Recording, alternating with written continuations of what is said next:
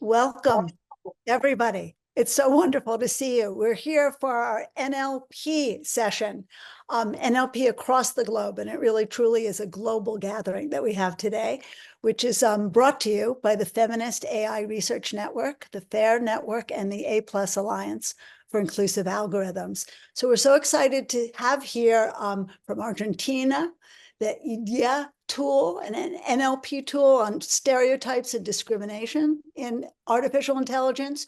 We have from Thailand, our colleagues working on gender inequality in AI chatbots. Our colleague from Ethiopia working on a multilingual neural machine translation for low resource languages with gender bias detection and mitigation. And our colleague from MENA doing feminist data and MENA languages and building a feminist AI tools. So everybody's working very deeply on this gender project. All of these projects have been funded either by the Feminist AI Research Network, and in the case of our colleagues in Ethiopia, the GRAIN, the Gender Research AI Network, all of which are funded by IDRC, for whom we're so grateful for this work, specifically in NLP. And we're going to look at all the issues and the obstacles, where the commonalities are, where the specificities of language will not allow us to collaborate, but where we really can learn from each other in terms of really building a better, just, fairer NLP. So we're going to hear first from E.D.I.A for about 10 minutes, then a follow-up question or two, and then we'll hear from each team for like 5 minutes and with a follow-up question, and then we'll have a panel discussion. And hopefully it should be very, very engaging and very dynamic. For those of us who are just joining us and don't know, you'll hear a lot about NLP, but just to recap, it is natural language processing, which is a branch of computer science and AI that focuses on letting computers understand how to interact with human language. And by leveraging this machine learning, NLP lets computers and digital devices recognize and interpret and generate AI, right? So we know that NLP is already part of our daily life. Many of us are using it with ChatGPT, voice-operated GPS, and all sorts of chatbots. But good, bad, or indifferent, whatever our relationship to this NLP is, we know that English is the predominant language, which has many, many, many issues itself. But in low-resourced languages, these problems are even more intense, and because of because of low resource languages, because precisely, and what that low resourcing means is something that we're also going to discuss.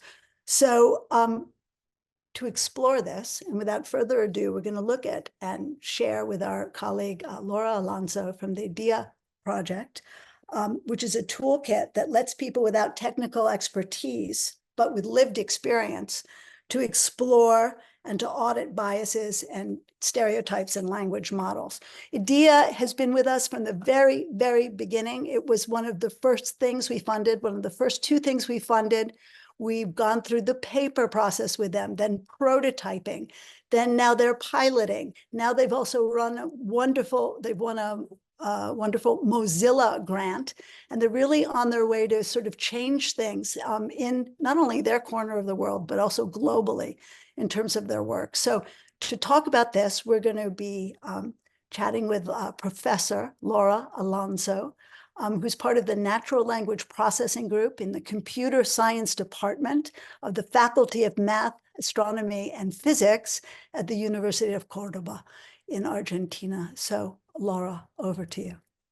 Thank you very much. Thank you for providing this environment, all these opportunities to develop our work, to grow, and to better understand what we are doing. I am also part of the ethics in AI team at the Fundacion Via Libre. Fundacion Via Libre is more than 20 years old now, an NGO working for digital rights in Argentina. And the AI ethics in AI team has been operative and working in different projects from 2017. E.D.I.A has been is our dearest project, the biggest and the one that has allowed us to go on a learning journey about impacts and about how to bring our technical expertise into a more social impact. Yeah. So let me share with you a little bit. I will try not to be too verbose, but if things are not sufficiently clear, please interrupt me or let me know, or we can discuss it later. So, as Caitlin very well said, E.D.I.A is a tool that we developed so that people without technical expertise, but with the relevant expertise about discrimination, could effectively inspect, audit language technologies. It is normally the case that the people without technical expertise cannot get involved in the development or in the core inspection of these technologies because apparently it's too difficult, too technical for them.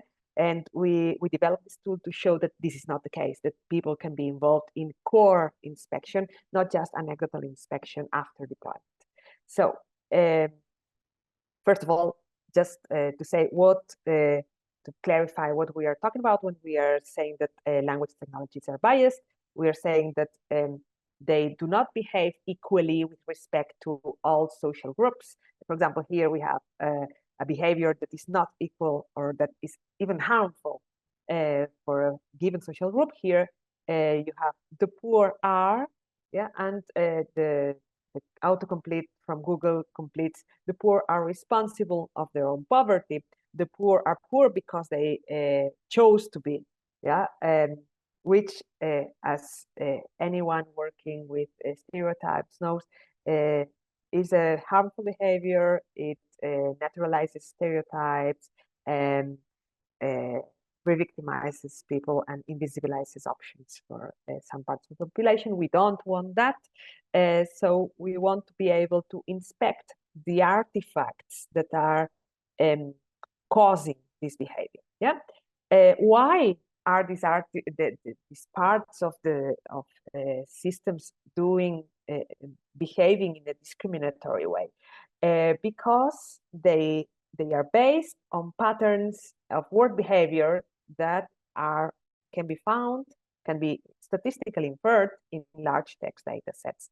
So yeah, texts are biased, but you can curate them.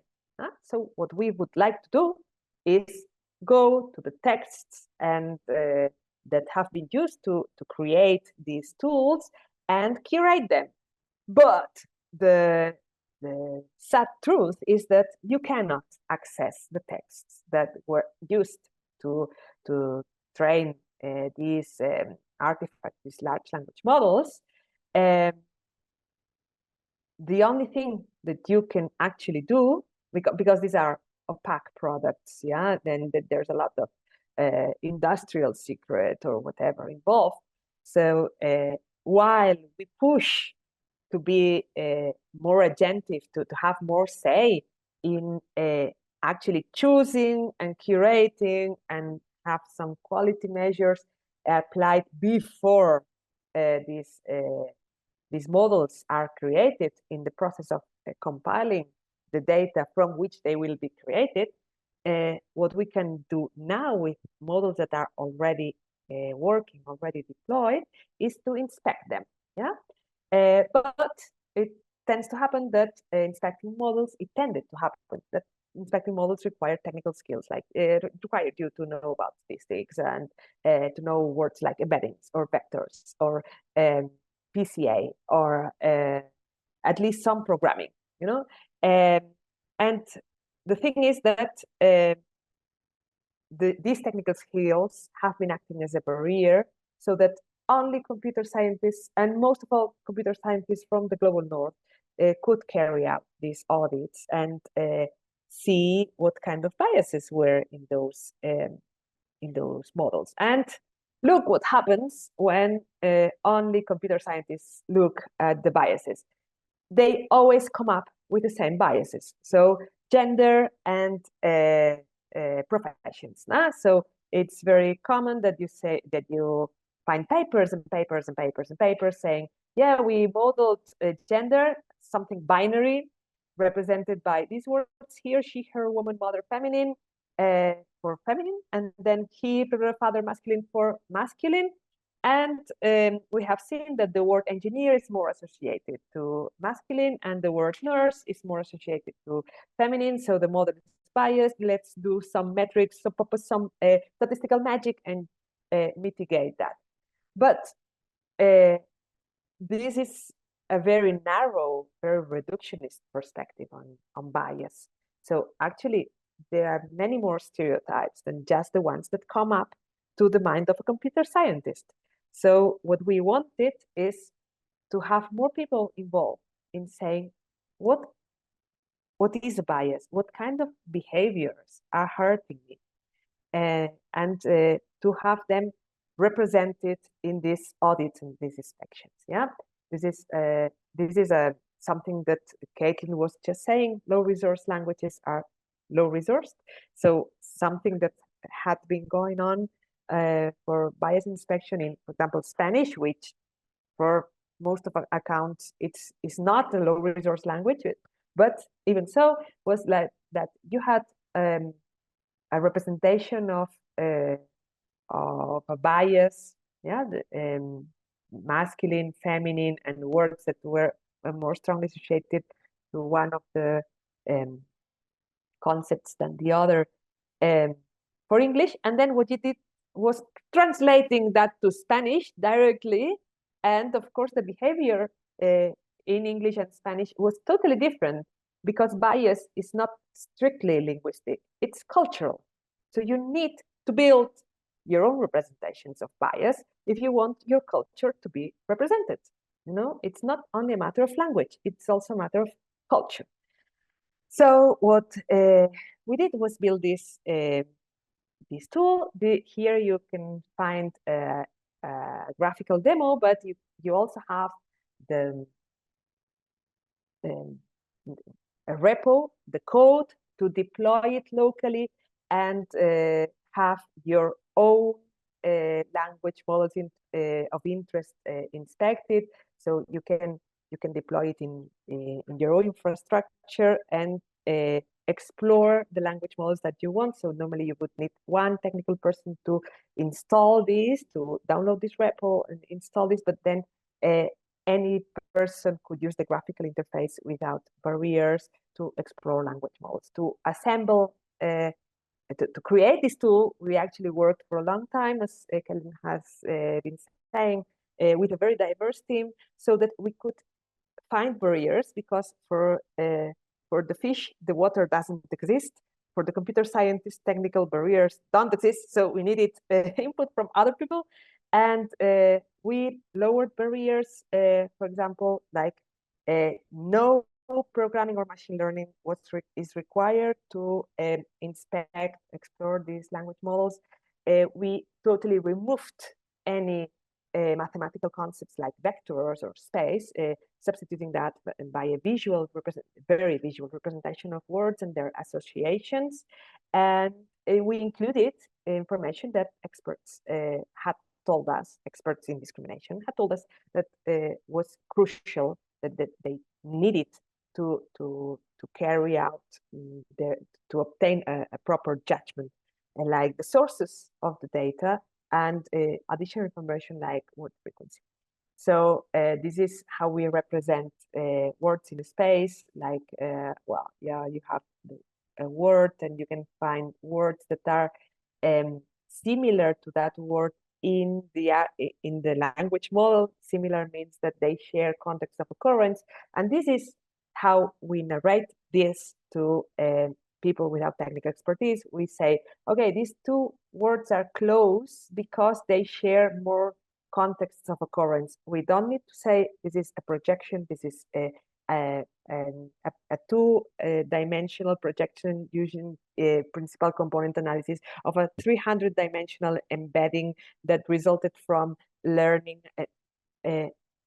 something with a neural net and a pretext task. We didn't say anything like that, and it was enough for them to obtain relevant judgments. We also provided this kind of visualization, which is standard for bias association with words, and was very satisfactory for experts.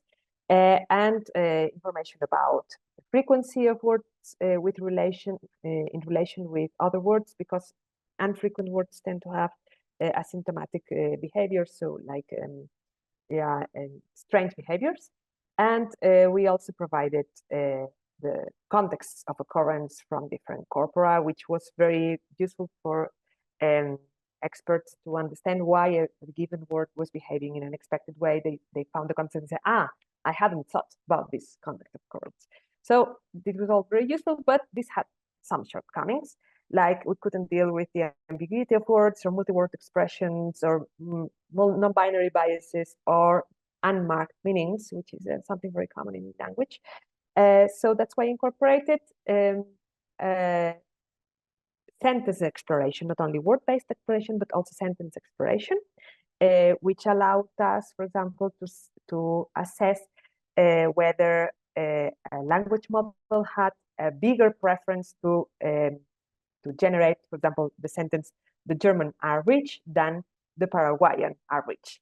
Yeah, which is also very intuitive and very useful for people to come to a judgment like this language is systematically associating rich more with German than with Paraguayan. Yep. And this is all very well, but does it work? Yes, we have carried out extensive workshops. The ones that we are have systematized more systematically. Yeah, the results and all that were 7 with more than 300 active participants, and they were able to formalize new local biases and stereotypes. We have many examples here. I am not taking your time with that, but maybe you can take a look at it here. This was in last year, RightsCon, 1 year ago now, where in a 2-hour workshop, journalists without, so activists in general, without technical knowledge could find that journalists are liars is much more preferred than journalists are heroes. So they could represent a bias that we had not even dreamed about, and they could systematize it for Spanish and English. Yep.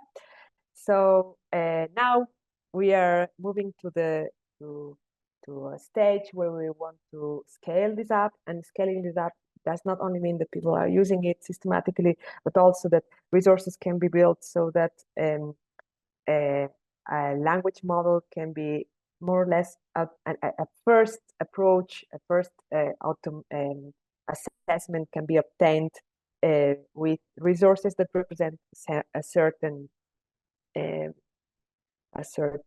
stereotype or a certain bias. So we want, there are lists of words and sentences that people have built from the ground up, representing different biases, representing all populations, representing also subtle stereotypes, not only gender and professions, and that they are sufficiently rich. To do that, we realize that people have to obtain some gain. That people are not going to take the pain to create a rich resource, which takes a lot of time and exploration, just so that some governmental agency can carry out systematic audits. So we are now in the process of bringing this to schools, with engaging more than 500 teachers of secondary school, so that they can teach students about how these artifacts that are so opaque actually behave, and so that students gain some skills about systematically exploring behavior, translating, bringing these explorations into a formal complaint, and representing formally what is causing discrimination or harm in their actual contexts of life, and also in general putting them in a more agentive position with respect to these technologies. This was our first session involving more than 500 teachers who were engaging in this journey, accompanied by 20 tutors and 5 senior people accompanying them. And we are very, very, very much looking forward to what this will result in. Thank you. I hope I haven't taken much of your time, and looking forward to your questions. You're muted, Caitlin. Always muted. I've got to say, it's such bravo is what I wanted to say. It's such incredibly exciting work, and it combines this wonderful sense of democracy with gender being, we started off as a gender project, but gender is so much larger than that, as you show with the the biases of poverty, of race, of culture. And I love that also this is the first project that we started with a paper. Then you went to the prototype where you've built this incredible language. And actually, the technology has progressed so quickly that you started with it was just word embeddings at the beginning. And then all of a sudden it was able to do sort of contextual work, right? In the middle, from the time the paper was begun to the time we started a prototype, you built this incredible library. And now we've been so lucky to be able to bring you to pilot, and then also to have Mozilla sort of kick in as equal funding, and for you to have 500 teachers. I mean, that's going to make a profound impact. So I just couldn't be more chuffed.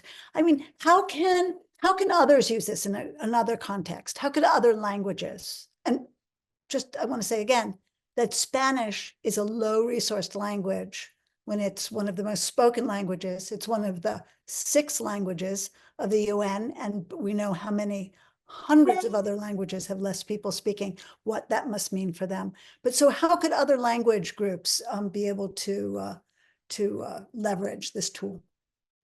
So actually, this tool and methodology is language independent. So all the associations between words are found between any words, and what you need is to plug these word embeddings or these language models into the library, and then you can explore them using your own words and building, and then this allows you to build your lists of words, your own lists of words, your own lists of sentences. So the methodology is language independent. I'm not so sure that any encoding would work smoothly, because encoding is always more complicated than it should be. But it's actually language independent, so anyone should be able to use it as is. All right, so I think we're with one of your also great insights from your talk, and I know that we could have actually spent the whole hour and a half just on this project, is also that it's not only language, but it's culture, right? So, and you've also, as you were speaking to us earlier, you were started as a linguist, right? And then moved to computer science. So this is this wonderful kind of interdisciplinary stuff. So I think we're going to leave you for a moment and then talk about your process and your journey after we've just heard briefly from our 3 other teams. And I think, Wala, I'm going to start with you because you have the most technical. You're actually building something, and our other colleagues are still in the real conceptual stages of their work. So, Wala, over to you for a description of what. Okay, thank you very much. How many minutes allow for me? I could about 5 minutes. Does that sound good? 7? Okay, I will try my best to be very fast. Take well. Yeah. Okay. Thank you very much. Yeah. our project title actually multilingual neural machine translation and gender-based detection and mitigation for Amharic, Tigrinya, and Afan Oromo language. We select these three languages because it's one of the most spoken languages, three. But for the time being, for this presentation, we'll discuss about the first one, that is Amharic, the official language of Ethiopia, and the lingua franca. It is a large project, so we classify into different sections. The first section that we already did is first prepare a data set that used to test the current machine translation, the available machine translation. So we did evaluating gender-based in machine translation. We make it general name, actually, low resource language. But for this discussion, I think it's better to understand that bring an example for Amharic language. Okay. Yeah, the source of bias, as you know, it's as a common as the norms, the stereotype in general. So we focus on the gender bias that focus on the stereotype, especially professional stereotype. Because with this limited project, it is difficult to mitigate or handle all type of bias, all type of sources. But we focus on the professional level, because especially in machine translation, one of the main source of this is due to the stereotype, especially related to the profession. So this is the top industry concern. Maybe I will have a question for all of you. Why the commercial organizations still they are releasing such bias tools in the work? Anyway, our specific objective: prepare the evaluation, golden level evaluation test data set, whether that available machine translation tools are gender based or not. Still, there is no any dataset, test dataset, any tool that used to measure any. There is no any metrics. So this is one of the problem. And using this dataset, we evaluate the currently available commercial machine translation tools like Google, and also from open source, no language left behind. So we choose this tool for the time being. Please try to see the figure, how the gender bias. You know, the first figure, as you can see, the doctor is a female, and the nurse is actually both are females. But after translation into our Amharic language, automatically the doctor is changed into male. So what is, you know, to show you how the gender bias is existing. This is Google translation. I take it in January 28, 2024.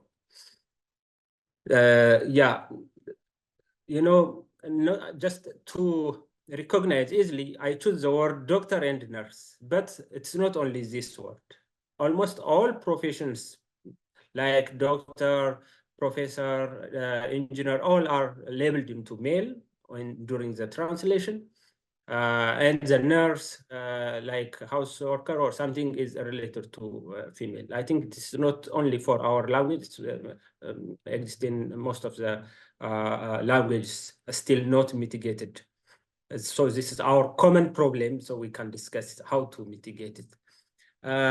Actually, I wonder that the Spanish language is low resource. I thought it is a high resource because I checked in Google Translation. So I take one of the solutions to adopt this technique to mitigate in our language. Take an example. My friend is a doctor. I think Laura can understand this difference. So it's a similar problem in our language, because the doctor can be a male or female in our language. All names are gendered. All pronouns are gendered, all names. So this is so should be bring alternatives, not one translation result. So after the post translation, just like Spanish, as you can see, it should display for masculine as well as for feminine, two options in translation.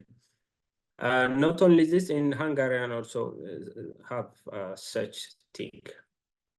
Yeah, just to show you a briefing, our language, Amharic and Tigrinya, and other a few lower source languages in Ethiopic use their own script. We call it GIZ script. All letters have their own. I mean, each sounds are represented in one letter. So you can see the transliterates. So somehow, the nature of the language, it's somehow challenging in terms of bringing to adapt different technologies in computer science. So not only this, the word by itself, it is morphologically very rich. It's high rich, and digitally not that much efficient, or we didn't get enough resource. This is also a problem, but nowadays we try to bring a solution. I think especially the students are doing their research in this. I try to compare these three language, the topic language, Amharic, Tigrinya, Afan Oromo. Unfortunately, Afan Oromo uses Latin actually, but it's no problem. The nature of the pairs is somehow similar. You see the English version, the pronoun, how many you. So each you for female singular, for female, I mean male singular, plural, and R means respect for respect. For each and every, we have their own words, their own saying. So this makes it very challenging to mitigate and to somehow creating a rule. And you see, she, he, they also for female, for male, each and every, especially in the pronoun part, is very complicated, so we should develop their own rule. So yeah, in Amharic grammar, it's, as I said, gendered, all pronouns. So this is somehow, I didn't translate each and every, but I try to particularly consult linguistics persons, especially the grammatical part of speech for this language, and we try to create the rules according to this. So yeah, this is somehow creating a rule based on the editing languages, because our solution, we propose our solution will be especially for detection and mitigation, not only using word embedding technique, and also we use rule-based techniques somehow. So we use a mixed approach. So that's right. So this is somehow data collection technique. And for testing, we developed in general 2,400 gender balanced sentence for each three languages. So here it is illustration of the professional names, just a sample for our test data set.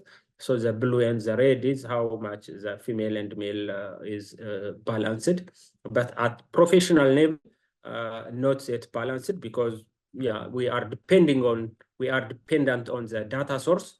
So like for mechanic, housekeeper, something is, we got a large number of examples, but unfortunately for others like the cashier and like electrician, something is, we got a small example. Anyway, our focus is balancing for each profession.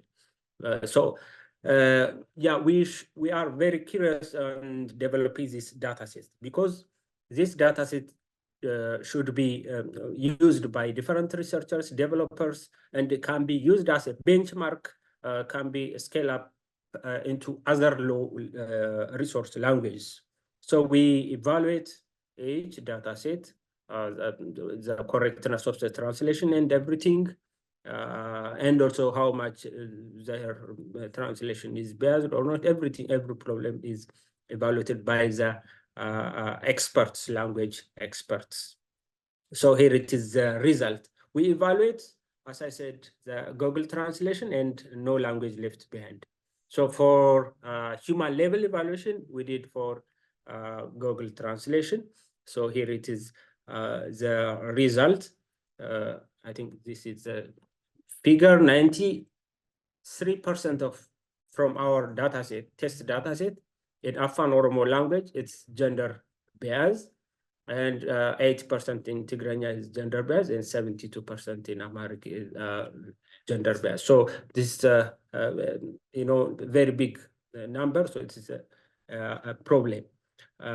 So we should mitigate. So here it's illustration. You can see how much is gender based, especially for each data set, number of responses at human evaluation level. Is there a bias on the translation or not with a given data set? Yeah, it's somehow technical. We use also automatic evaluation result to see not only the gender based, but the overall translation quality. Also, we tested. So, you know, the Google translation, the available commercial one, is still have a problem, not accurate.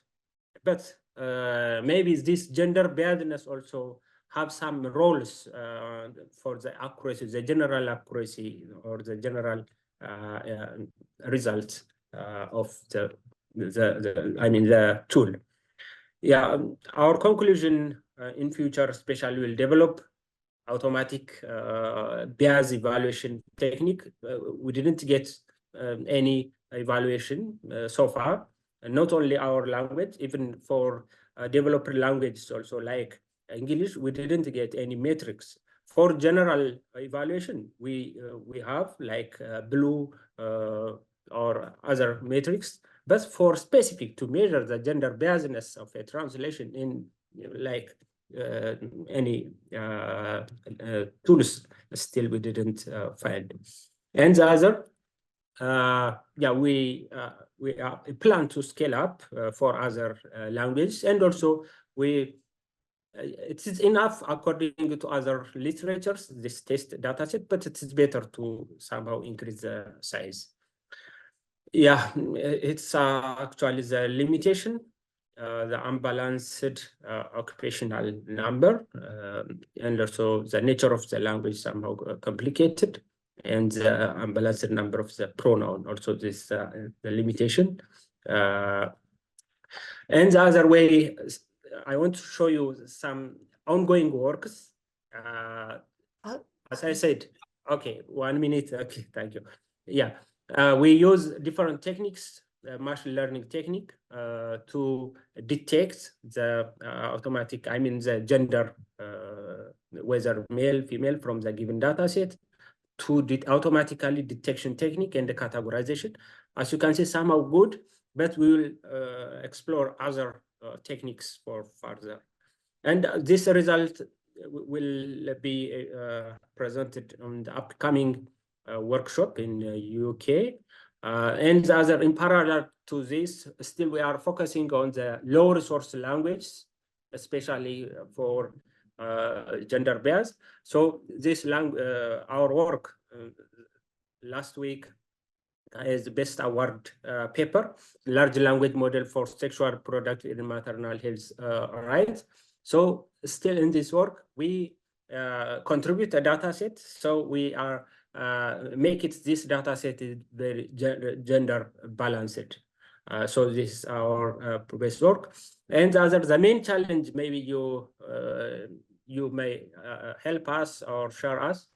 It's lack of computational resources, one problem, and the other problem is we are 5 in team, but starting, I think, yeah, more than 8 months ago, we didn't meet each other virtually. We didn't meet each other for the past 9-8 months ago because of the ongoing war. This is a problem. You know, now I am presenting from the Hungary, Budapest, not from Ethiopia, by the way. Okay, thank you very much. Thank you so much, Wala. And I think that when we get to we're more than halfway there about how these approaches interact, right? How the approach with your way of looking at the data sets and also the E.D.I.A, how all these things work together. But I think it's interesting. Maybe you stop sharing also, so we take the slides off, so we can have we can have Wakanat on. I'm interested though to say that we see this also in the work that was done with the E.D.I.A in Spanish, but all these gender neutral languages that are assigned meaning, right? Where non-gendered doctor becomes always default male is very much, you know, colonialization. It's very, very interesting that these sort of ancient languages that don't have these senses of binary and of dominance are sort of being injected with these notions. And I just want to mention again how much we think the feminist project and the decolonial project are really adjacent and allied very much in terms of opening up the world to be more inclusive and to be, you know, to look at very many more different ways of just including different perspectives. Yeah, so very interested to see how you all interact, but we do want to hear now. We will go, and everybody's sort of in a different space today. So Laura, well, Laura was at home, I think. Were you? Wala isn't. Well, where were you? Where are you calling and dialing in from? At university. From Budapest. Okay, sorry. Sorry. Yes. And you're where, Laura? I still didn't hear. Did I heard, I saw the shake. I am at university. Actually, I was taking an exam right before coming to this call. Well, I meant, but you're still in Argentina. What I'm saying is Wala is not there in Ethiopia. There he is in Hungary. You know, Akanut, who is based in Bangkok at Chulalongkorn University in Thailand, where he's doing his research, is actually dialing in today from New York, from Cornell. So I'm going to turn it over now, Akanut, to you to talk a little bit about the next two projects that we'll see before we're engaged in a larger conversation are colleagues who are just in the paper writing phase of their research. So they're really in the most wonderful part of ideating, conceiving, and asking questions. So, very different from the code that's been created. So Akanat, over to you, please. Oops. Yeah. Okay. Okay. Thank you, Kathleen, and I'm so glad to be here. And it's, you know, very interesting to listen to the two teams before that give me so much of idea that I could develop the work of our team. We are at the very beginning of the stage, try to understand the, you know, gender bias that being used in our context in Thai language. And at first we came with the very surface idea that it is because of the language that, you know, produce and reproduce the gender bias in our society. But when we try to explore more and more, because we don't have this kind of studies scientifically in Thai context before. Well, we have, but, you know, not very deep into detail and don't really touch upon very abstract things like, you know, cultures and structural and institutional factors that somehow root deeply in the culture and society. So we begin with, you know, having a talk, a focus group with several experts in several fields. For example, people in cultural studies, people in gender studies, sociologists, and of course, you know, developer and tech guys. And we came out with a conclusion at the very beginning phase that, well, if we like to tackle the gender bias in, you know, the language used in our own context, we will have to touch upon many things, not only the text.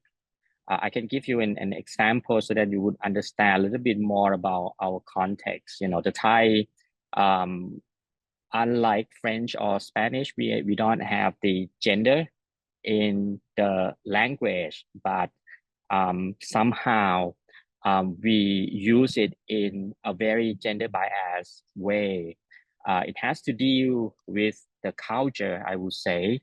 You may know that, well, Thailand is in mainland Southeast Asia, or we know as Indochina, because we situated in the middle between two great civilizations, India and China. And I think I can say that Indian and Chinese cultures are very much male dominated culture. And of course, the Thai culture, traditional Thai cultures, was influenced by these two great civilizations, was very male centric. You know, in some of the Thai scholars even call it hierarchical paternalism, because it's everywhere and we don't really notice. It's just Rolla mentioned, you know, the fish, they're in the water, but they don't realize that the waters exist, right? It's much to say about Buddhism as well.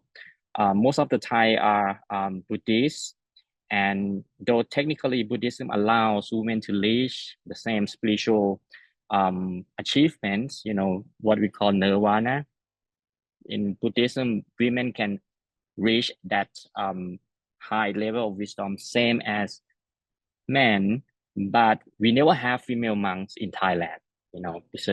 And this is a big deal because, you know, in the past, becoming a monk was the only way to get an education. You know, learning to read and write mainly happens inside the temple, and the only subject they learn in the temple is about Buddhism. It's like the Buddhist way of life, how to live peacefully through Buddhism. But the fact that we have no female monks, you know, and what education was only reserved for males, this kind of thing, this kind of sentiment still pretty much on the background of Thai people. You know, even you are born as elite family, girls didn't get much education. They only learn how to be a good wife, how to be a good mother, you know. So the law of women in Thai society was literally to serve and support men, you know. So these days things are definitely, of course, improved, but the mindsets of the people was still there. Some very simple words that still used to humiliate, you know, such as you better wear skirt. This is something that, well, when people here would be very angry because you look down others by saying that, well, you are women, or, you know, another simple words like you are not a man. This is a big things in Thai language. So it's also pretty much on, you know, institutionalizing. We have an organization called Loyal Society of Thailand, whose members are appointed by the king to advise on the formal version of the language. So this organization is the only one that defines and, you know, give the definitions of every single words and how to use it. You know, and when this organization came out with the guideline, the Ministry of Education will push it into every single schools in Thailand will have to use it the same way. And these people are very conservative, you know, and then when it's become a formal thing, the government agency, government authorities will have to use it. And you will see that this kind of thing was reproduced again and again and again. So, anyway, we think that language use reflects what society look like, and we think that the way we use language shape the culture, and the culture also shape and reshape the way we use language. And these days, the emergence of digital technologies, chatbots, and things like that, it's reproduced this kind of mindset in Thai. You know, there are few of LLM model chatbot in Thai language, but most of them, the personas of the bot are women, and some of them even call the users masters and portray themselves as female maids. So this is the background, and you know, we come across these things, and we think that what we can do for this is well, we'll have to think of any possibility that we can, and we could intervene the use of the language. So at first we think that, well, at least we would come out with the guideline, and we will have the focus group of companies that develop this kind of chatbots and tech people. And well, we have brief discussion on this, and they quite agree, and they really admit that what they did was, you know, somehow reproduce this gender bias, which nowadays has become a new type of social norms, right? And they would agree that, well, they would work together with us in order to find a solution to tackle this kind of problems. And thanks for having me here, because, you know, I have some ideas from the first two groups that we can working on after this. Yes. It's such, thank you so much. I've got it. And now also, as you all see, that everybody's got a different approach, right? We have, you know, some things that like looking at professions, others who are looking at sort of the deep structural nature of cultural perception in their language, trying to sort of change the actual direction of the way that culture is purveyed and then practiced, which is a very deep and philosophical. These are our colleagues from Chulalongkorn. Many of them come from the philosophy department. So we're getting some very deep learnings about just like looking at sort of the epistemology of language and all that too. So for that brings us over to our colleague, Leila, who's sitting today in California on Arab NLP and feminisms in it. And so can you tell us a bit about your project, please, Leila? Hi, well, again, welcome. Thank you for having me here. It's been really exciting to hear everybody else's project. I am part of a group called the Network of Arab Women in AI. And truthfully, we have, some of us, a core of us have we met during the Arab uprisings of 2011. We've really started building tech in 2008. So these are deep ties, as Malcolm Gladwell calls us. These are deep networks that we've already been building and building other things together. So we are an interesting group because we are made up of a computer scientist, of civil society activists on the ground. We have socio-technical students of sort of in the social sciences, and myself, who is coming at this from the humanities and the digital arts. And so part of our project is we're really very interdisciplinary, and bringing our work together is part of what we're doing, and it's part of the exciting part. So we came together with the question of building a large language model for our communities, Laura, and I definitely am hoping to build on what you have, but we keep wanting to be at that stage and realize that we can't jump. It's not Star Trek and beam me up Scotty doesn't work. So we need to go through all these stages. So as that was our goal, and we kind of had we thought about different communities in Beirut and in Cairo, specifically either And we've gone back and forth from like LGBTQ communities to health-related communities of feminists and women. And we're not quite sure yet for whom this, whatever we might solve, whatever solution we might come to, we haven't gotten there. Where we are is the question that we're asking for the FAIR grant. We're still writing our paper is, what is a feminist data set? Okay, how do we define what? Yeah, where do we begin with that?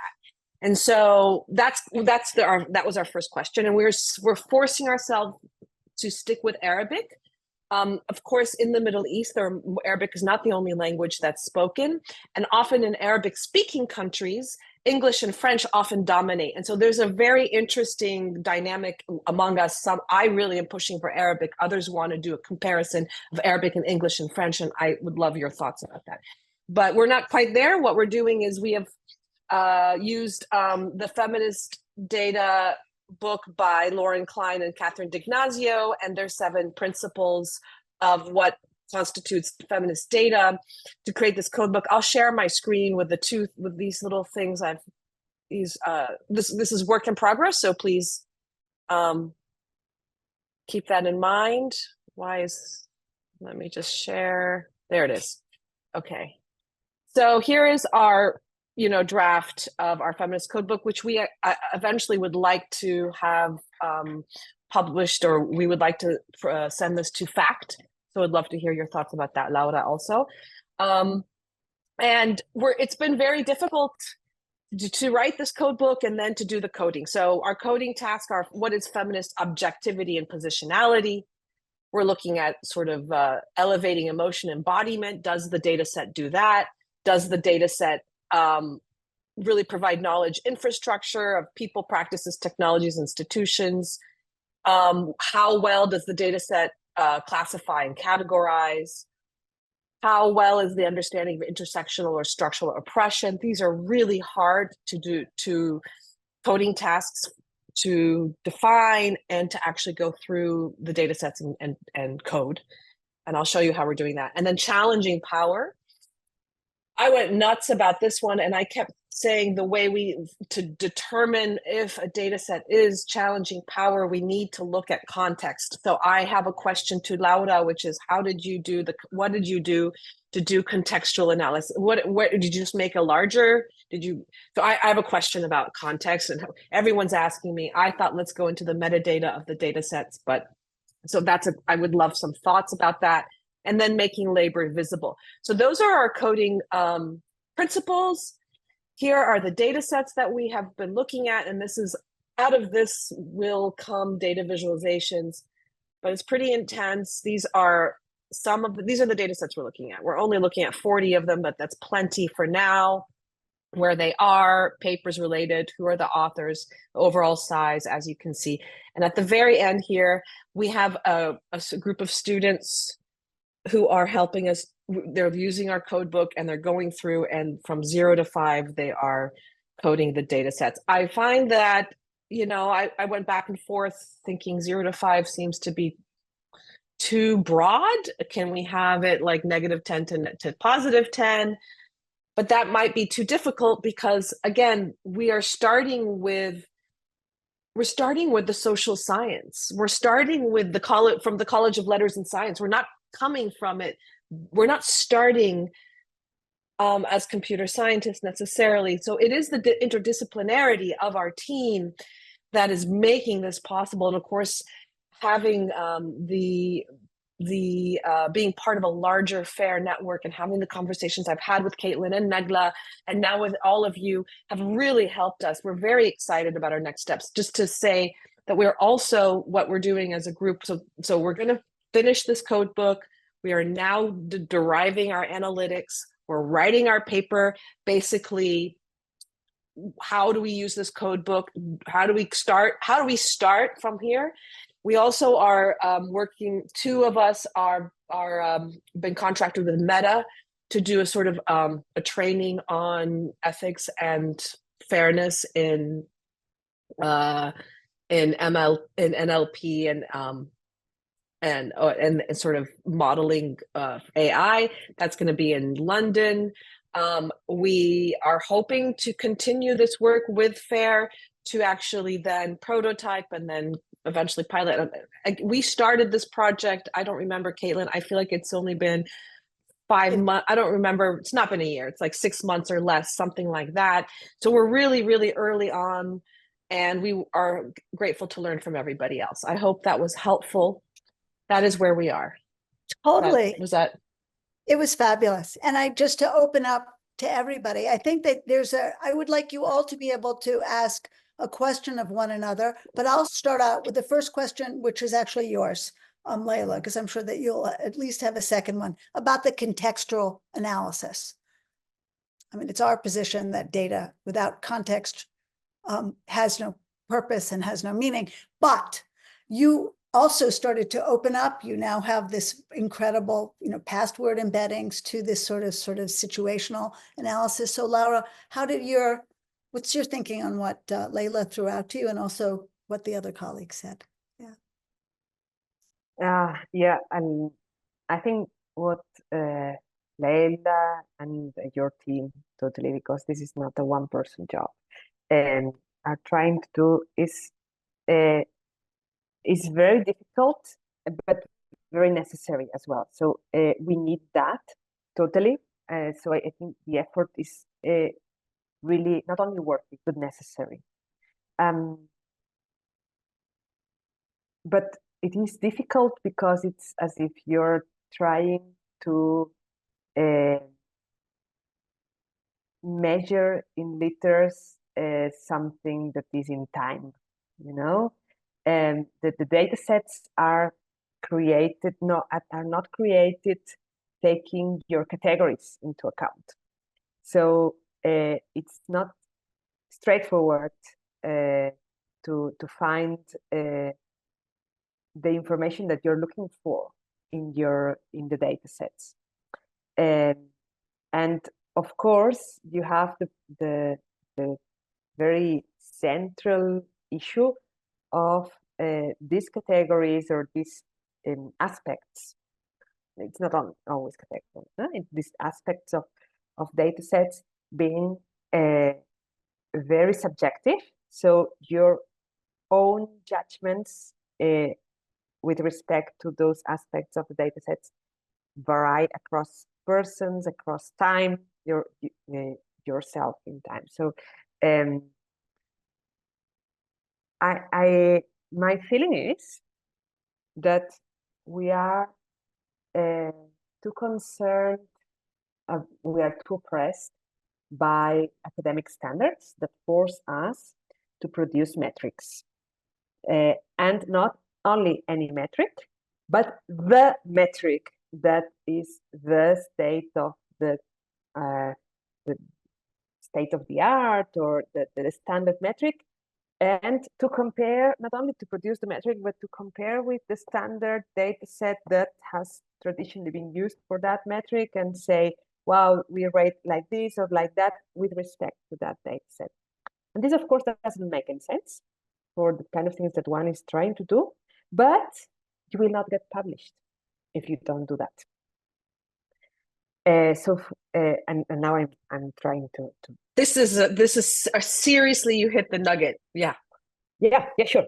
So for us, the network liberated us from that need to produce something that would be published in our traditional venues, that impose this kind of methodological constraints that are very narrow, that are very oriented to the kind of things that have been produced traditionally in natural language processing, which are, of course, only paying attention to a very narrow perspective on tools and on what is useful and what is important, and which populations to cater to.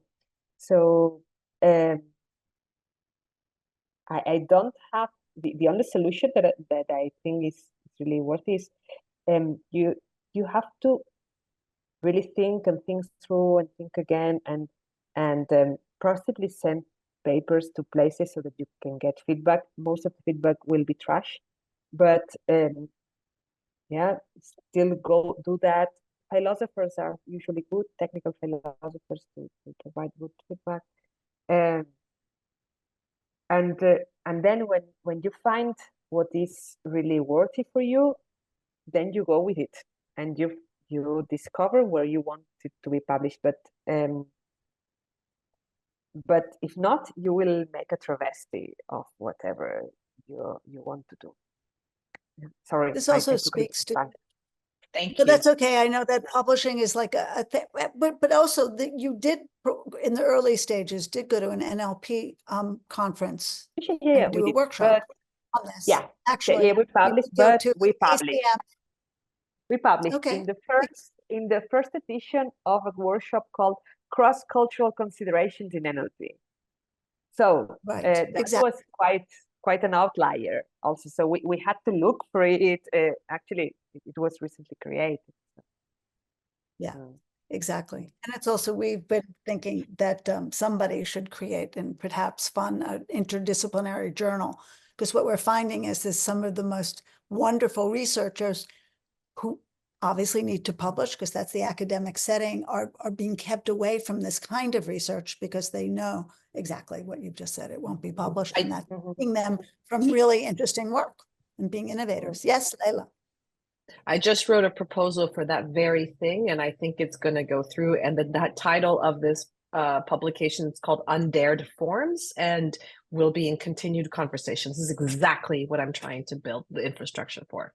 That's and fabulous. also, and something very nice, also something encouraging, is to look for other people who are doing this kind of thing. Probably they are publishing the metrics and all that, but on the side, as a section at some strange place in their paper, they are doing something related to what you're interested in. For example, there are some people working on perspectivism, that is adding metadata to the data sets that provides context about the creation of the data set. So they are very core NLP people, but they are doing this kind of thing. You can take some of these, maybe cite them. This gives you some of the prestige that you're needing, so that they don't say, oh, this is just something they made up. No, look, the people in Milan are also doing this, and perspectivism. This was also very helpful for us, to connect with parts of the work of other people, not necessarily the whole of the work, but parts of it. On the subject of things that have been helpful, you had mentioned earlier about workshops, that there had been this workshop and that this had changed some of your methodology and the work stream. So would you speak to that? Yeah. Yeah, totally. We had a session with Sasha Constanza here in the network, and we asked about we asked about how we could do this graphical interface for to lower technical barriers, and she said, don't spend money on UX, work with users. And so we went and worked with users, workshop after workshop. First, they were small groups of people from the network. We had them 6 hours, and for 6 hours there working, and then we bigger groups, and that was extremely useful to see, to pay attention at how people work. And I think it's the same for any problem that is not so well defined, that you need to shape, to see how people, you have to create the environment, huh? So you have to bring together people who have the kind of expertise that you want to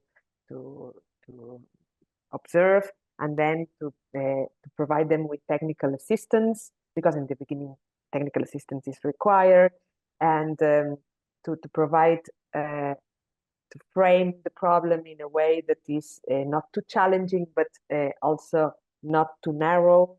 So you have to take time for that, but then seeing how people actually do things is extremely useful to say, okay, this that I thought that it would be crucial is not so crucial.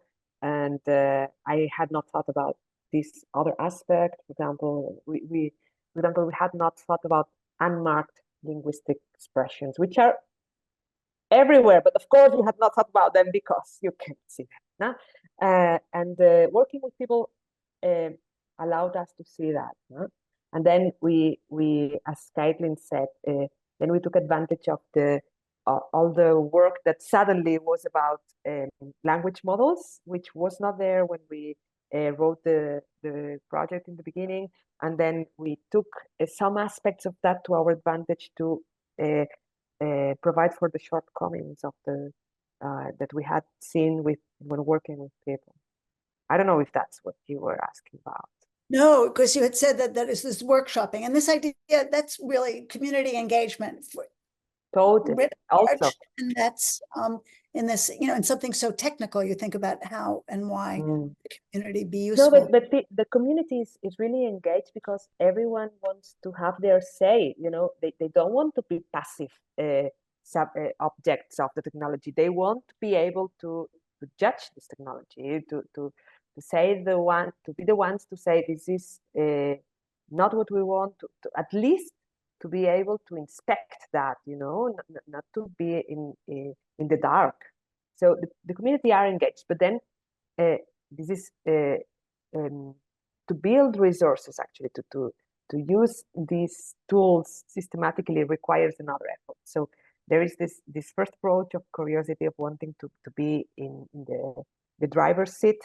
That is engaging for people, but then when they realize that if they wanted to do a proper research with that would require a lot more effort, that this kind of effort would not result in the kind of results that they would readily publish or that they could report to their superiors immediately, then people are a little bit more reluctant to devote those, I don't know, 20, 50 hours of effort that would probably be required to do something at the bigger scale.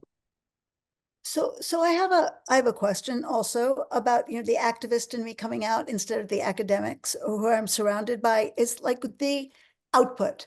You have this tool now. You're now training these 500 teachers who are going to train their students. What's the consequence? Are there going to be these different data sets that are there, or it's a more aware? So it's something that I think you might the rest of you might have thought, it sounds a little bit fishy to me, because what do these people build? These people build, not all of them, of course, because the main objective for teachers and for students is to acquire the skills, but as a byproduct, they produce something that is very central to us, that is these lists of words and sentences that represent a stereotype or bias.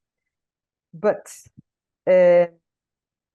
these tend to be very personal, and the lived experience of each of these students is very personal, and probably they will be representing something that we would consider the same stereotype in very different ways. So here you have to apply the kind of methodology that one applies in field linguistics in a more anthropological setting, to trying to find commonalities without losing the richness of the personal experience of what they are actually bringing from their experience, and that is a challenge. But we are hoping to involve some of the students that we can that are will be able to devote more time to this process in their schedule or their planning, and to also look at what other people have produced and reflect on what a representation looks like, what, for example, frequency has to do, what intersection, not now between aspects, but between people, is telling you, and well, we expect that we will end up with a resource that is not black or white. It's not, you have this list of words and then you get a 0.85% for this bias. This language model gets a 0.82% for this bias. This other model, you will have a resource that you can convert into metrics like that. Of course, anything can be converted into metrics, but the most meaningful part will be a qualitative assessment of what how your model behaves with respect to representations that people have brought up as harmful for them or worrisome, and of course you can obtain coarse metrics, high-level metrics, but then you will always have to look at it and say, okay, look, this model is behaving in a way that I don't know, 10 students said was harmful for them, and for some, I don't know, some others they said nothing, but maybe you can look at it, this kind of resource. Of course, it's not easy, it's not cheap to carry out this kind of assessment, but of course it's not cheap. You cannot expect it to be cheap. You will have to have people looking closely at those audits. Right. I ask my colleagues whether you would like to ask each other any questions.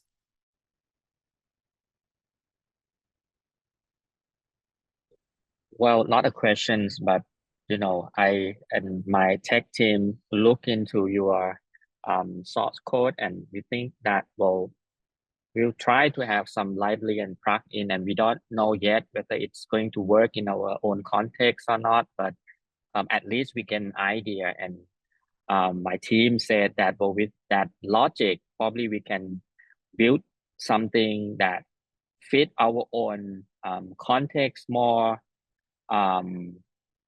Well, that's just to share that. Well, probably after this, we will reach to you if we have some question, which Kathleen asked me to do for years. Yes. Thank you, and very good inputs from all you. And by chance, I just met Sasha in the symposium that I attend in New School. We discussed other things, but she, I didn't realize that, well, you guys have had workshop together with her. She's a great person. Yeah, that's from me.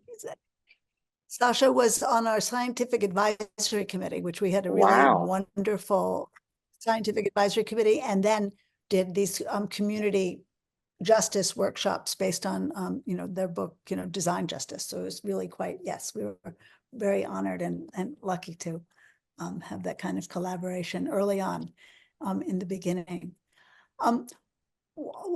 Voila, does any of this seem to intersect at all, or you're dealing with this 3-language problem that Layla has talked about of the different languages all operating at once, the 3 simultaneously in the work you're doing?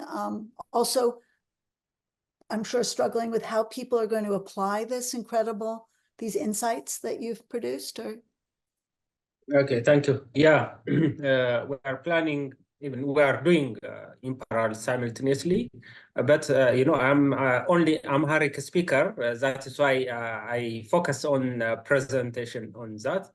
But for our test data set, we produce not only for Amharic, for 3 languages. Even for the ongoing work, that is automatic gender classification and detection technique, we are doing for 3 languages. That, to express more, I focus on my native language, that is Amharic, easy for understand. That's why. Sorry for that. If you allow me, I want to ask question or like somehow for all of us, it's maybe good for, I always ask such things. You know, the source of gender bias is, as you know, the biasness of a data set, especially for machine translation. It's because of the sources, the data set that used is biased. So who will ask them? They commercialize this bias result.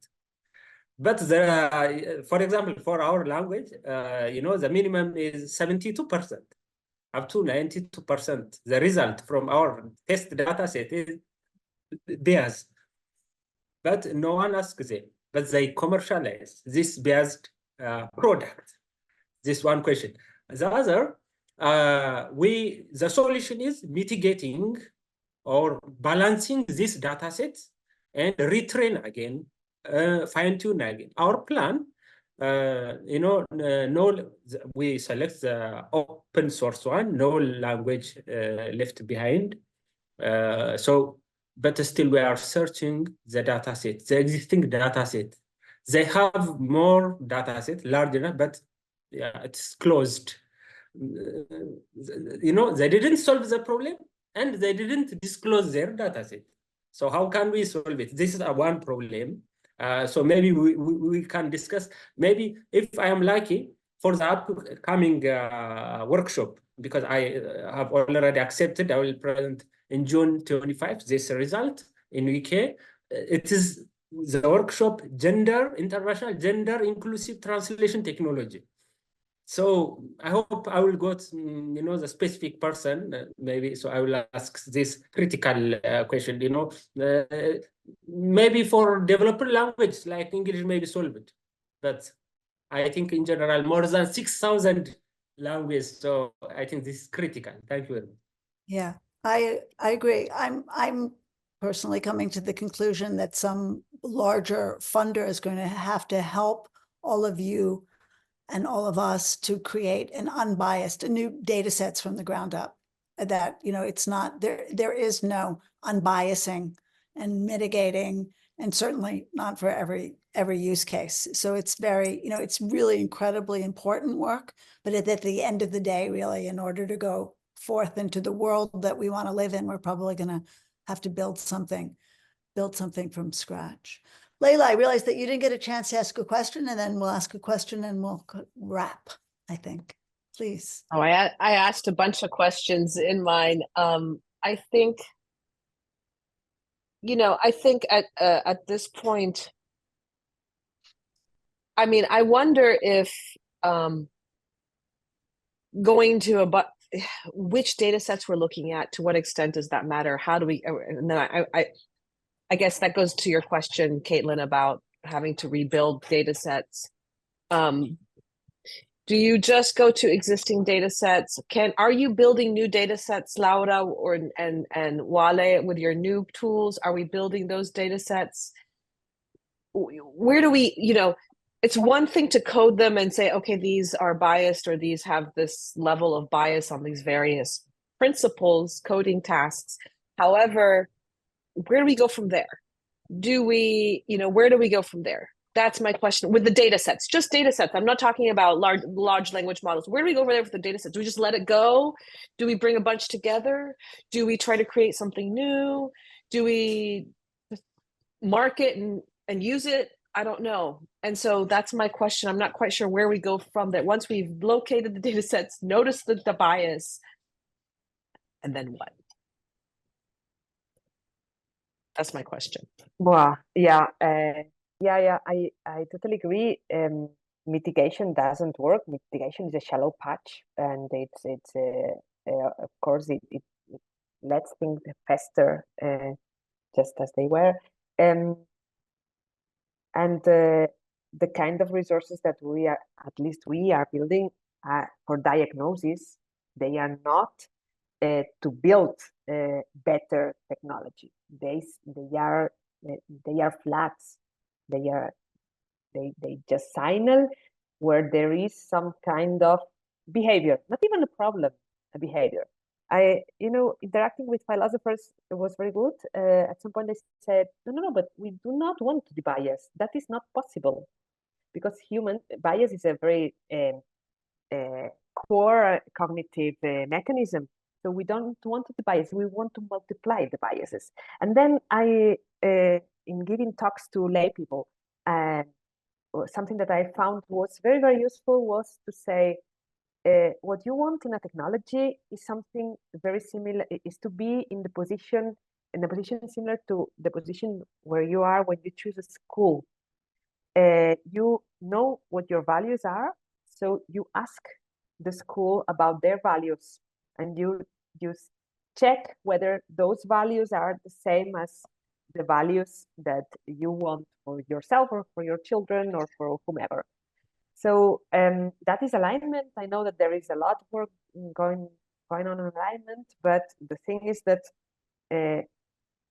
alignment is also being developed for I don't know, the UN questionnaires, or so values and biases that are well known, and we need to have a lot more insights on values from underrepresented populations. So yeah, I would add, okay, so I've had a problem with the question of bias and fate to begin with for a very long time. I find that this crazy conversation that everybody under the sun is having around bias is coming from the computer scientists who have no idea of the decades of work that we've done in the humanities on what we call cultural studies. It's a whole field. Edward Said is one. I'll throw out a big name. There are many, right? And this has been going on since, one could say, since at least the 80s, the 90s. So it's decades of literature. And I find it really sad and problematic, and it shows how siloed universities and how thinking and knowledge production has become so siloed when you realize that those who are building these tools are only using the word bias, which is some philosophical term from I don't know what century, because that's very old. Even, who's biased? You've completely erased all of the work of intersectionality. And so no, it does not come from culture, it comes from statistics. That's what I'm saying. Bias is coming sense. And it's erased all the years, the rich work of cultural studies. And so what we're trying to do is say, I don't want to ask this question. Bias doesn't make sense. Of course, the point is not bias. Bias to whose standard? Bias means there's a standard, and we know whose standard that is. That's not the point. We all need to talk about the intersections of various perspectives. Then we will have knowledge. And we're seeking knowledge production ultimately. Yeah, exactly. Or some intervention for justice, right, in our communities. I agree. Alignment is Arabic word. Is better. Yeah, alignment is a little bit better, because alignment. I like that. Yeah, alignment, and there is a lot of work going on for alignment. But then you still have this low resource problem where some cultures do not have a representation of their values. So it's just like that. So you need them to be able to, so you need to fund them so that they can do the work of putting their values out there, so that they can be aligned with. But then when you do that, you have no guarantee that they will not be scavenged or used for surveillance, or of course. Yep. So that's another issue. That's a totally different issue. A real one, but a real one. Very, very real one. So and I think it goes on with this problem of how do you make that Welle was bringing? How do you make them to do that the data sets are well, they have no incentive, so you still keep having these low quality products because no one is being not even fined, not even taken out of production. So the thing that we know works well for food, for medicine, for cars, for things that affect the the environment is not being put into play for technology. Technologies can just be deployed without any quality control. So, and that's why these key things keep happening without any problem.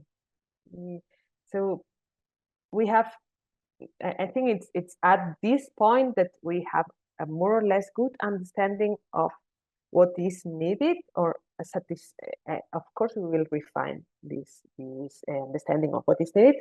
We need political will. Exactly.